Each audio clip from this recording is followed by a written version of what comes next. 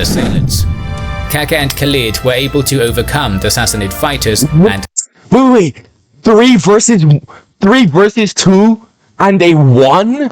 Nah, bro, Allah was truly on their side for real. Early Muslim expansion. A few people wanted me to react to this. I'm finally starting on the series. So almost 1,400 years ago, the ancient and prosperous lands of the Middle East were on the verge of a conflict of 3 empires and 3 religions, 2 of them fighting a constant, bloody and fruitless war for centuries. One a newcomer looking to make its mark. The newcomer was the Rashidun Caliphate, and its arrival would change the history of the region and the world forever.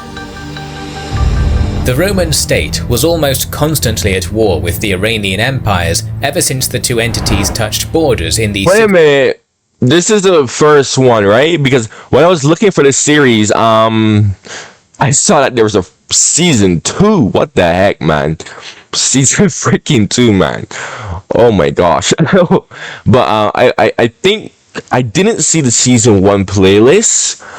I just saw this one, like all of it was in order. So I'm assuming that this is season 1. I'm hoping. 60s BC, as the Parthian Empire achieved a famous victory at Carrhae. The Roman Republic transitioned into the empire, and then this empire's western portion was lost to foreign invasions, leaving only the Eastern Roman Empire, while the Parthian Empire was replaced by the Sassanid Empire. But even then, these two... Wait. I thought the Parthian Empire was a Persian Empire, which is what the Sassanid... Because I know what the Sassanid is. I mean, you know, I know what those are, but is the Parthian Empire, like, Persian as well, or... I don't know, ask that in the comments for me, please. 2 states continued to fight.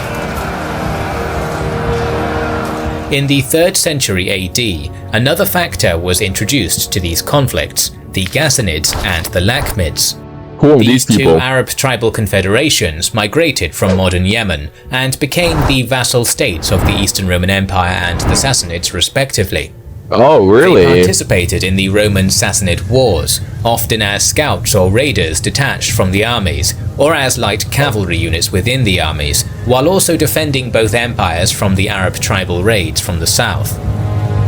Alright, so how were these tribes even able to survive in that climate, right? Because that is, you know, desert climate, right?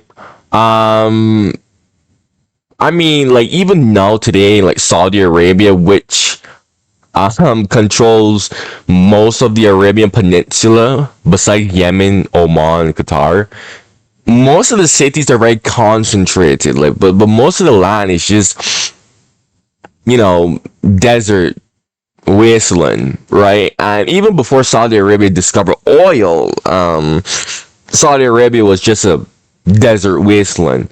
I know it's different from Mesopotamia, because Mesopotamia, I know that region was, like, the geography was perfect. So, you know, I know that's why Mesopotamia was a cradle for, like, human civilization. But the Arabian Peninsula, yeah, it was just desert, right? If I'm not mistaken. So it kind of blows my mind how these tribes were able to survive. And I wonder how they were able to do it for that long, you know? The populations of these kingdoms worshipped traditional Arab paganism and Monophysite Christianity, and the latter created tensions with their suzerains, as the Sassanids were sure that any Christian influence may strengthen their Roman enemies, while the Romans adhered to Miaphysite Orthodox Christianity, which considered monophysitism to be heretical. Okay, hold on a minute, hold on. So the Eastern Roman Empire was Orthodox. Ah. You know, in my personal opinion, I feel like Orthodox Christianity is the best form of Christianity. I'm not too knowledgeable about everything, but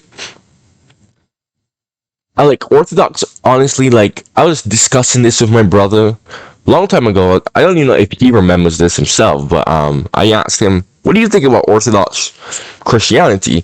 And he was like, well, in his personal opinion, they kind of take like what the Word of God, aka the Bible, they kind of take it too literal, like too seriously, too literal, like word for word, bar for bar, right? So he said that's the thing that he doesn't like about Orthodox Christianity. I forgot what branch of Christianity he identifies himself, or he participates himself as. I think he's like Seventh-day Adventist or something like that. I'm not sure. I could be wrong, but I don't know. I think that if I had to join one of these branches, I probably would join Orthodox.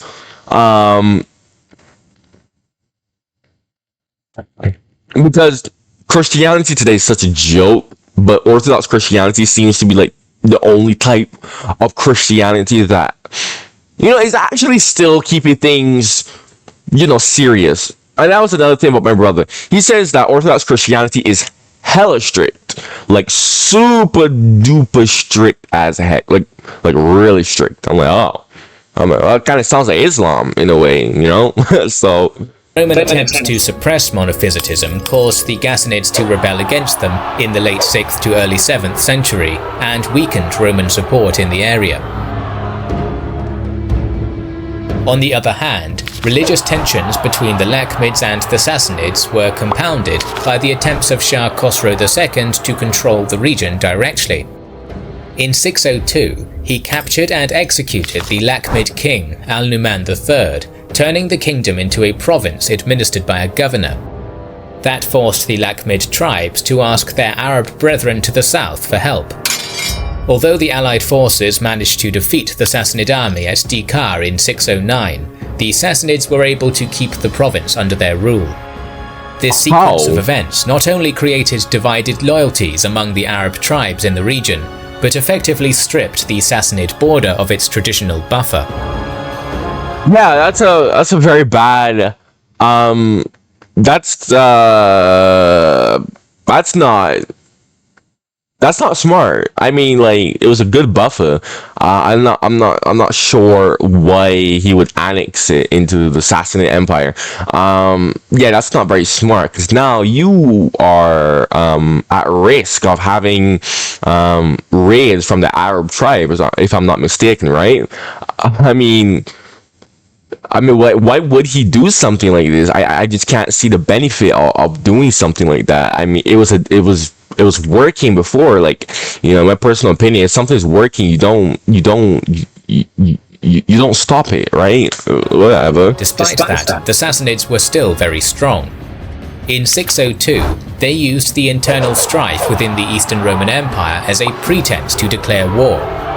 The Sassanids scored a number of impressive victories in the first years of the war. Whoa! And although the Roman noble Heraclius the Sassanid went all the way to Egypt? What? took the throne in 611 and started to stabilize the situation, he wasn't able to slow down the enemy completely. By 621, the Sassanids controlled the South Caucasus, the Levant, Egypt, and most of Anatolia, which marked the largest extent of their territory. Even though Emperor Heraclius was forced to fight against the Avars in Europe too, he was able to gain some momentum by winning 2 battles against the Sassanids between 622 and 625. According to some sources, Khosrow enlisted all men capable of fighting and turned the tide again. In 626, an army under Shahrbaraz besieged the capital of the empire, Constantinople, supported by the Avars and Sclaveni from Europe.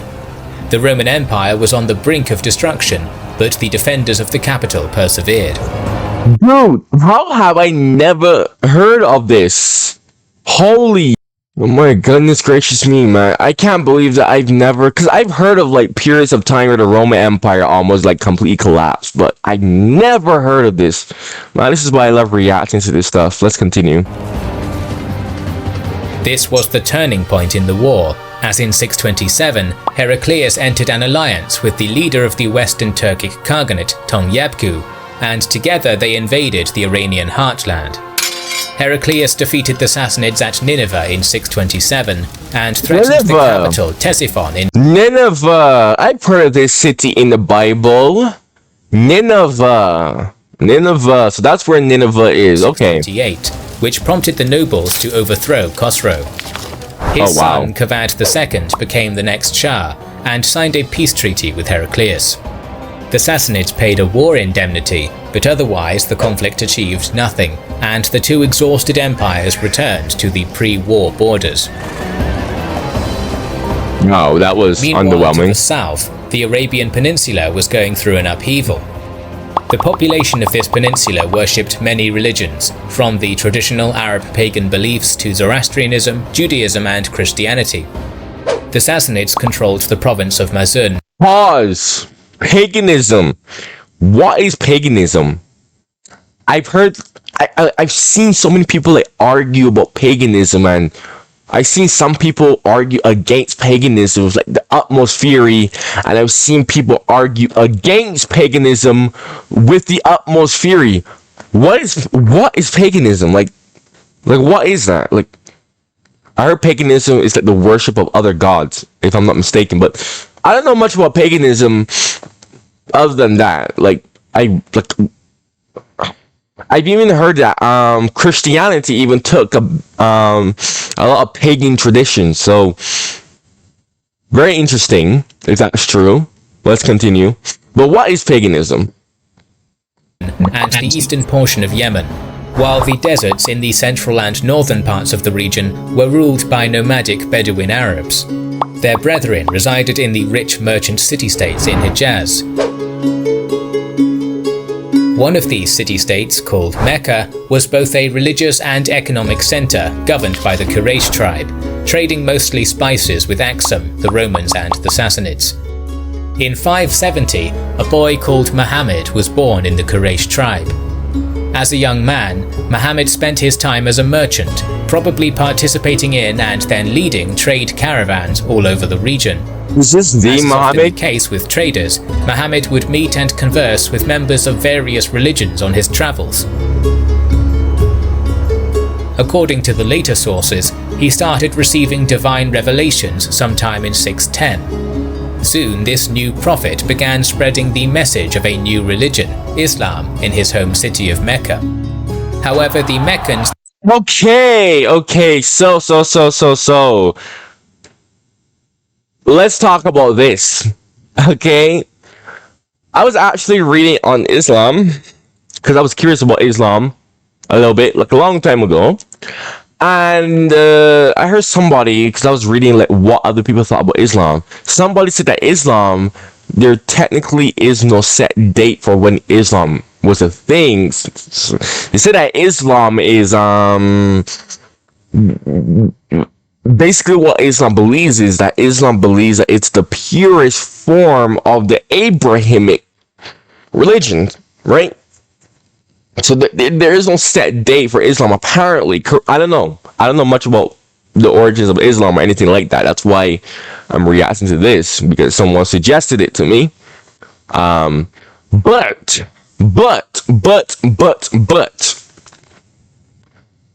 he said that Islam was always, you can't really say when Islam was like came to be, because by the logic of Islam was always around. It's just that when Muhammad came, and got what he got, he had basically, like what he said is like the Abrahamic religions, but it just believes in himself, like itself, to be like the purest.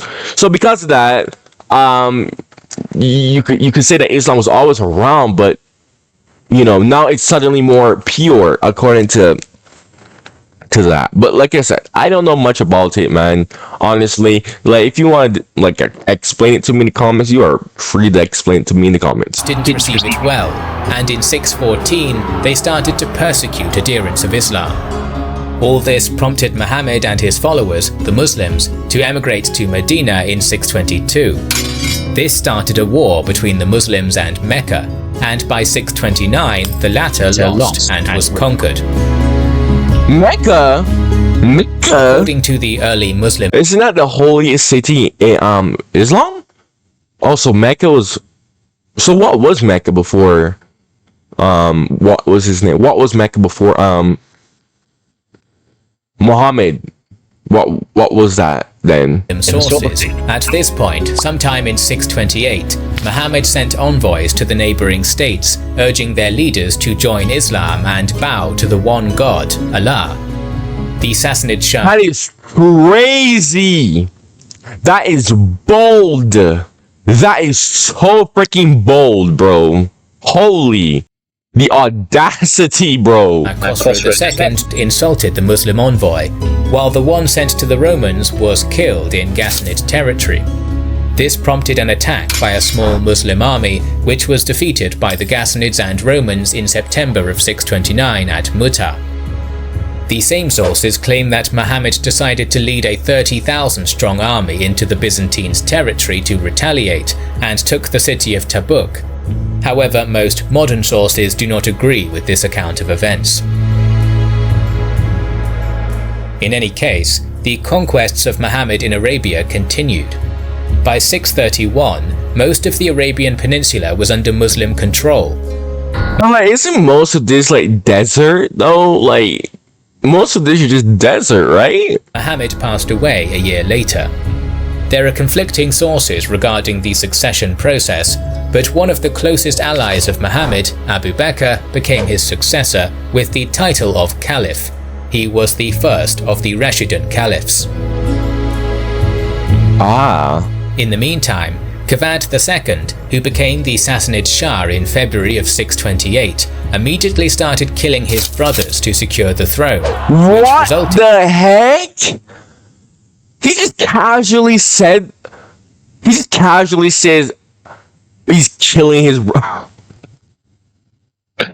Oh, bro, sometimes these videos, bro, that I react to, I am not prepared for some of the things that just suddenly just springs up upon you in these videos that I react to. Disagreements between the Persian and Parthian nobles. Kavad died of plague in September, and although his 8-year-old son became the next Shah as Ardashir III, the empire was controlled by a member of the Parthian clique, the Vizier Ma'adad Jushnas. Of course.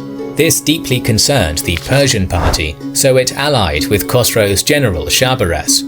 The latter attacked and took the capital in April of 630, killing Ardashir and Ma'adad Jushnas and becoming the Shah. The Sassanid realm was now in a state of civil war. Using all that, the governors of Yemen and Mazun declared their independence from Ctesiphon, which made them easy prey for the rising caliphate.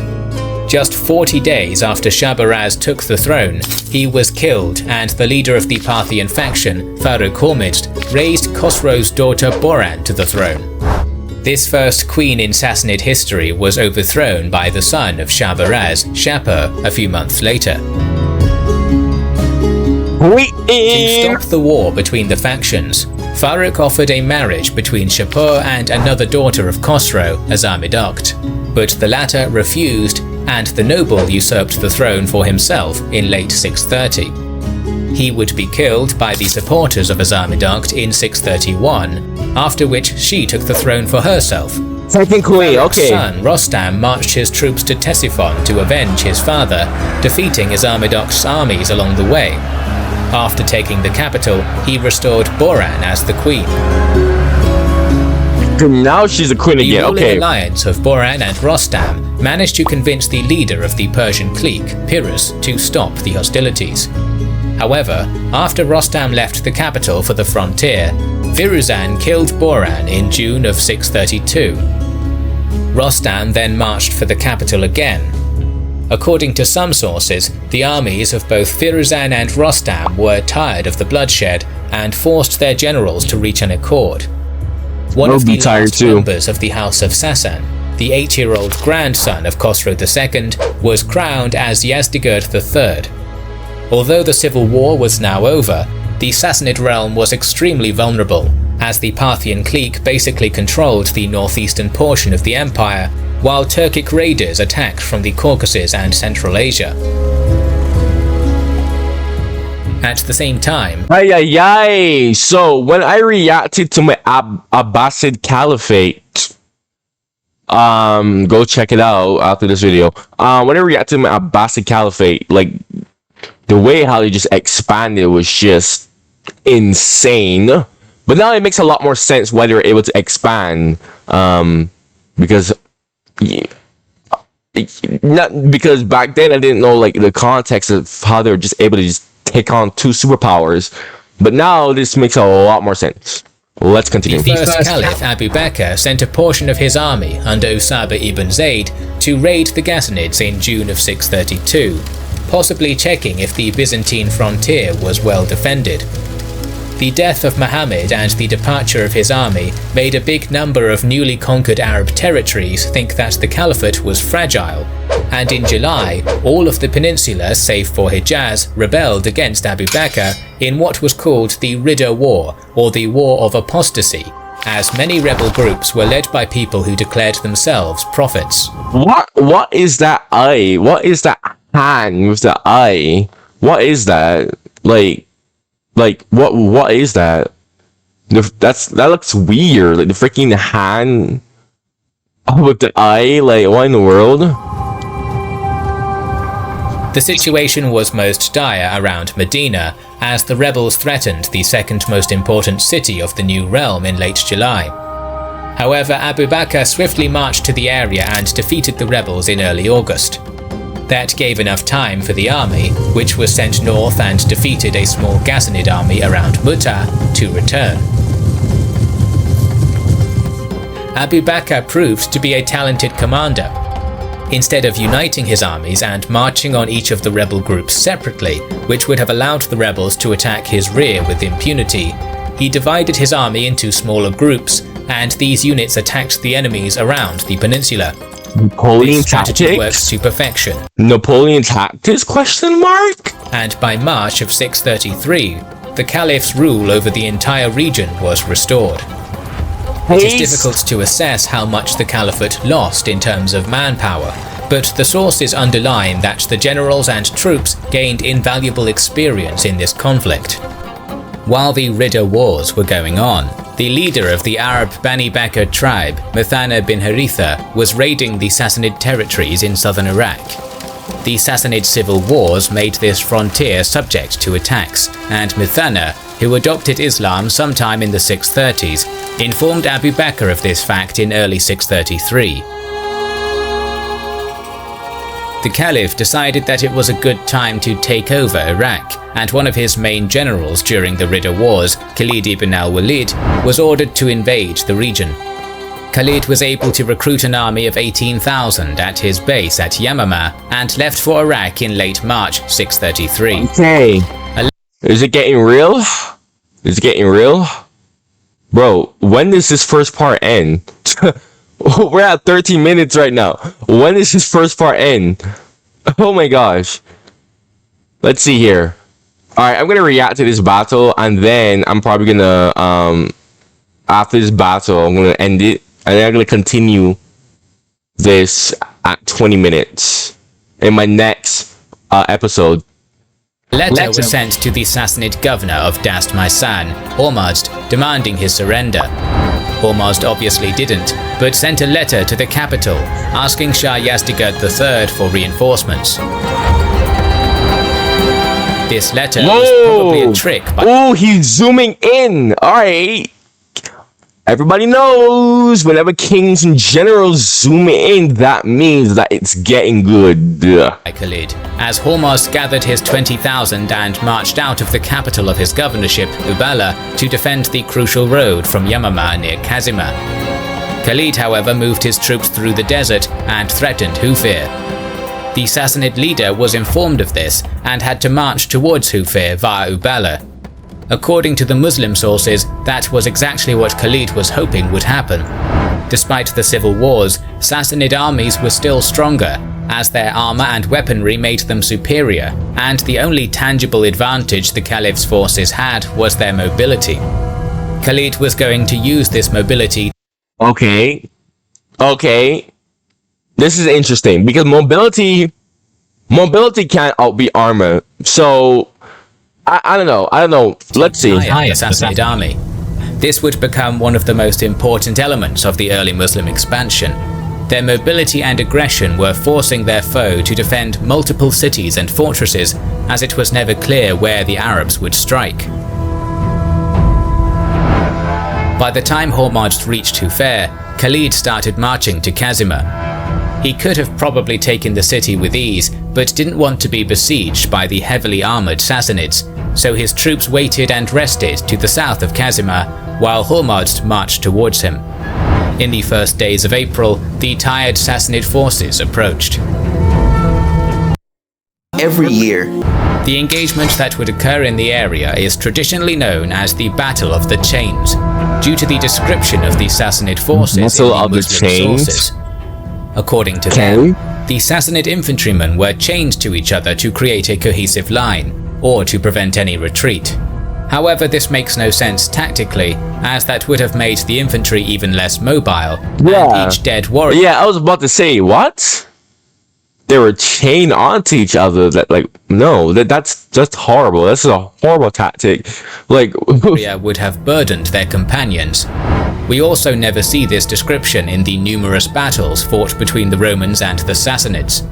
Most probably, this stems from an incorrect reading of the Persian word silsilah, which can be translated as a mountain chain, a bounding chain, or a single line of soldiers. So the word chain might be a metaphor for the disciplined Sassanid infantry. In any case, Khalid wasn't going to allow Hormozd's troops to rest, and his preparations forced the Sassanids to form up directly to the west of Kazima at the end of the tiring march. Their formation was the traditional infantry center and cavalry wings. Meanwhile, Khalid's army was arranged in a similar manner, but for the time being stayed in the desert behind the hills dividing the two armies. This delay only added to the fatigue among the Sassanids, as they had to stay in formation in their full panoply under the sun. However, this waiting couldn't continue for long, as the Sassanids controlled the springs in the area, so a few hours later, Khalid emerged on the hills and his troops stopped some distance away from those of Hormozd. The only surviving primary sources of this engagement belong to the Muslim historians, so we will present their view of this battle. As was customary for the region, and traditional for the Roman, Sassanid and Arab battles of the era, the battle started with a duel, as Hormozd moved forward and called Khalid to fight him one-on-one. Bro really said square up. Oh, crazy how back then the war was, a lot more chivalrous, to be honest. A lot more kind of honorable. The Mongols came and were not like that, but that's different. Okay, but still, it just amazes me how war back then just had a bit of, moral code to it. It's like, wow, imagine if today, war was like that, right? But unfortunately, World War One came and just after World War One came and machine guns were more and more invented, assault rifles, all that fun stuff. That was, yeah, all that gone. Apparently, Hormozd then dismounted and Khalid followed suit. As the two generals clashed and fought to a standstill, a few Sassanid skilled warriors attacked Khalid. Another Arab general, Kaka bin Amr, who will play a larger role in the future, saw this and also decided to join the fray, attacking Okay! Help him! That's what I like to see, man. Khalid's assailants. Kaka and Khalid were able to overcome the Sassanid fighters and... Wait! 3 versus 2 and they won? Nah, bro, Allah was truly on their side for real. killed Hormozd. Freaking out, man. The Arab generals returned to their lines and Khalid ordered his troops forward. The armies engaged each other. On the wings, the balance of forces didn't allow either side to gain the upper hand, while in the center, the Muslim infantry charged their counterparts a few times, clashing and falling back without dealing much damage. However, the Muslim troops were much more rested, as even the infantrymen had travelled to the battle mounted. The Sassanid footmen weren't able to rest after their march, and each charge tired them even more. During one of the charges, Khalid's centre managed to crack the disciplined Sassanid line in a few places. Ay ay ay! The Sassanid Ay, ay, army, ay. which was left leaderless in the wake of the duel, panicked, and the commanders leading the wings, Qubaz and Anushjan, started. Yeah, I was gonna ask. They don't have a leader because they're dead. How are they maintaining composure? I'm even shocked that they even maintain composure and it just didn't like instantly retreat, right? Like, oh bloody hell! Oh, that's hilarious. Their Muslim cavalry counterparts didn't chase the enemy horsemen, and instead enveloped the Sassanid centre. Soon the battle was over. We don't have a clear source on the number of casualties, but it is probably fair to assume that half of the Sassanid army was lost, while Khalid's casualties were less than a few thousand. Meanwhile, Shah Yazdegerd, who received Hormozd's letter in late March, decided to send an army under Karinz to reinforce his governor. The speed at which it happened suggests that only the forces around the capital were gathered. According to the sources, Karinz had somewhere between 15 and 25,000 men when he moved south and crossed the Tigris. He was apparently moving towards Uballa to help the governor, but after he crossed the small river named Makil, he encountered the rest of Hormozd's army led by Qubaz and Anushjan, some 10,000 troops. Karinz was told about the events of the Battle of the Chains. Simultaneously, a mobile force commanded by Muthanna appeared nearby, probably sent by Khalid to chase the remainder of the Sassanid force and scout ahead, while he was recruiting from the ranks of the Arab tribes in the area of Kazima and Hufir. We don't know what Karinz was thinking at this point, but it is clear that the Sassanids understood that they were not dealing with a minor raid, and they faced a traditional Bedouin Arab army made up of light cavalry. Catching Muthanna's mobile force in the open field would be impossible, since the Shah's army was considerably slower, so Karinz didn't move to the strategically crucial Uballa to protect it, likely worried that Muthanna would be able to attack his flank and rear. The Sassanid general decided to sacrifice Uballa and keep his position along the river in order to prevent Khalid from crossing the Tigris. What do you mean by sacrifice? What? What do you mean by sacrifice? And also from marching westwards to the most important city of the region, Al-Hira. In the meantime, Khalid was informed by Muthanna that a new army was moving to the south. Wait a minute. Oh, wait, we're at 20 minutes. Okay. I'm gonna end this off right here because I don't want this to drag on for too long. Man. So this is an hour 15 minutes, man. Look, man. Check out the other videos that are on my channel if you like my reactions. You know, I'm definitely gonna react to more of the series, which is it's weird that I don't know if you know what the playlist is, okay? If you know what the playlist for this, because I think I accidentally watched 2 episodes. Big yikes. Okay. Did I don't know. It's whatever. But if you know the playlist, because this is like the whole thing combined. I was trying to find a playlist. Please tell me what the playlist is so that I don't want to like, react to it like out of order. Like, you know what I mean? But if you made it all the way this far, make sure you subscribe. Like, come on. Subscribe.